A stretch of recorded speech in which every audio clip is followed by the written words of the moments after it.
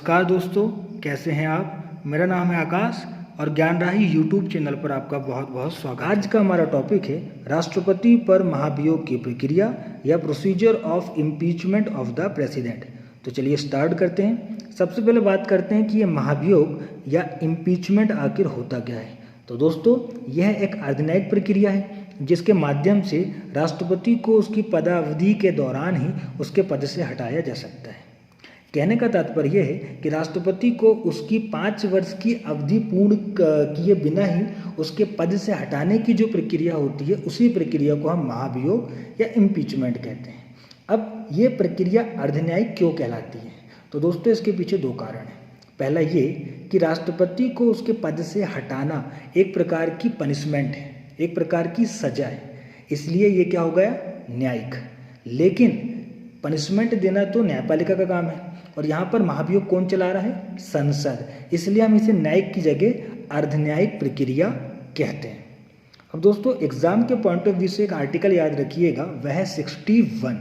Article 61 में ही राष्ट्रपति पर महाभियोग चलाने की प्रक्रिया के संबंध में बहुत सारे प्रावधान दिए गए हैं। तो चलिए देखते हैं कौन कौन से प्रावधान हैं। तो सबसे पहले, संसद का कोई भी सदन राष्ट्रपति पर संविधान के अतिक्रमण का आरोप लगाएगा। याद रखिए, संसद का कोई भी सदन, चाहे वो लोकसभा हो या राज्यसभा, राष्ट्रपति पर महाभियोग की प्रक्रिया को स्टार्ट कर सकता है। लेकिन राष्ट्रपति को उसके पद से हटाने का केवल और केवल एक आधार है और वह है संविधान का अतिक्रमण या वायलेशन ऑफ द कॉन्स्टिट्यूशन। संविधान के अतिक्रमण का सामान्य मतलब सिर्फ इतना है कि अगर राष्ट्रपति संविधान का उल्लंघन करता है तो यह माना जाएगा कि उसने संविधान का अतिक्रमण किया है और फिर उस पर महाभियोग की प्रक्रिया चलाई जा सकती है। लेकिन दोस्तों, जब भी संसद का कोई सदन राष्ट्रपति पर ऐसा आरोप लगाता है तो उसके पहले उससे कुछ शर्तों का पालन करना जरूरी है। पहली शर्त कि यह आरोप एक संकल्प या रिजोल्यूशन के रूप में होना चाहिए। अब यह संकल्प क्या होता है? तो दोस्तों, संसद के सदनों में जब कार्रवाई होती है तो वह कार्रवाई एक प्रस्ताव के रूप में होती है। किसी भी विषय को लेकर प्रस्ताव रखा जाता है, फिर उस पर पक्ष और विपक्ष में वोटिंग कराई जाती है। तो जो प्रस्ताव अपने आप में पूर्ण होता है, अर्थात जिस पर पक्ष या विपक्ष में वोटिंग कराई जा सके, वही प्रस्ताव संकल्प या रिजोल्यूशन कहलाता है। तो पहली शर्त यह हो गई कि संविधान के अतिक्रमण का आरोप एक संकल्प के रूप में होना चाहिए। दूसरी शर्त यह है कि ऐसा संकल्प राष्ट्रपति को कम से कम 14 दिनों की लिखित सूचना देने के बाद ही प्रस्तावित किया जाना चाहिए। कहने का तात्पर्य है कि राष्ट्रपति को लिखित रूप में यह सूचना दे दी जाएगी कि साहब, आपके ऊपर महाभियोग लाने वाले हैं, और जब ऐसी सूचना देकर कम से कम 14 दिनों का टाइम पीरियड खत्म हो गया है, तब फिर सदन में संकल्प लाया जा सकता है। तीसरी शर्त है कि सदन की कुल संख्या के कम से कम 1/4 सदस्यों ने हस्ताक्षर करके उस संकल्प को प्रस्तावित करने का प्रयोजन प्रकट किया हो। अब यहाँ मैं कुल संख्या की बात कर रहा हूँ, जो लोकसभा के संदर्भ में है 545 और राज्यसभा के संदर्भ में 250। तो 1/4 सदस्यों का मतलब है 25% मेंबर जब उस संकल्प को प्रस्तुत करने के लिए हस्ताक्षर कर देंगे, तभी वह सदन में प्रस्तुत किया जाएगा।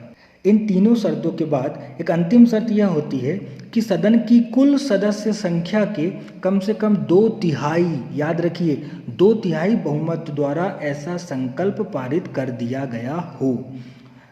कुल सदस्य संख्या वही लोकसभा के संबंध में 545 और राज्यसभा के संबंध में 250। जब इतनी सदस्य संख्या के 2/3 बहुमत द्वारा, जो लगभग 67% के आसपास होता है, संकल्प पारित कर दिया जाता है, तो फिर पहले सदन में राष्ट्रपति पर चलाई गई महाभियोग की प्रक्रिया कंप्लीट हो जाती है। अब बारी आती है दूसरे सदन की। तो पहले सदन के आरोप लगा देने के बाद दूसरा सदन उस आरोप का अन्वेषण करता है, अर्थात इन्वेस्टिगेशन करता है कि राष्ट्रपति पर लगाया गया आरोप कितना सही है और कितना गलत। जब दूसरा सदन अन्वेषण करता है, तब राष्ट्रपति को यह अधिकार होता है कि वह स्वयं उपस्थित होकर या अपने किसी प्रतिनिधि के माध्यम से अपना बचाव पक्ष प्रस्तुत कर सकता है कि भाई, मैंने संविधान का अतिक्रमण नहीं किया है। यदि जांच के बाद दूसरा सदन इस बात से सहमत हो जाता है कि राष्ट्रपति के विरुद्ध लगाया गया आरोप सिद्ध हो गया है और वह सदन इस आशय का संकल्प सदन की कुल सदस्य संख्या के कम से कम 2/3 बहुमत से पारित कर देता है, तो ऐसा संकल्प पारित होने की तिथि से ही राष्ट्रपति अपने पद से हटा दिया जाता है। दोस्तों, अंत में एग्जाम के पॉइंट ऑफ व्यू से महाभियोग के संदर्भ में आप 4-5 पॉइंट याद रखिएगा। पहला कि राष्ट्रपति को उसके पद से हटाने की प्रक्रिया को महाभियोग कहते हैं। दूसरा, यह एक अर्धन्यायिक प्रक्रिया है। तीसरा, महाभियोग की प्रक्रिया का उल्लेख संविधान के अनुच्छेद 61 में किया गया है। चौथा, राष्ट्रपति को उसके पद से हटाने अर्थात महाभियोग का केवल और केवल एक आधार है और वह है संविधान का अतिक्रमण। पांचवा, राष्ट्रपति को उसके पद से हटाने की कार्यवाही संसद के किसी भी सदन में शुरू की जा सकती है, वह लोकसभा भी हो सकता है और राज्यसभा भी। और अंतिम पॉइंट कि राष्ट्रपति को उसके पद से हटाने का संकल्प सदन की कुल सदस्य संख्या के कम से कम 2/3 बहुमत द्वारा पारित होना अनिवार्य है।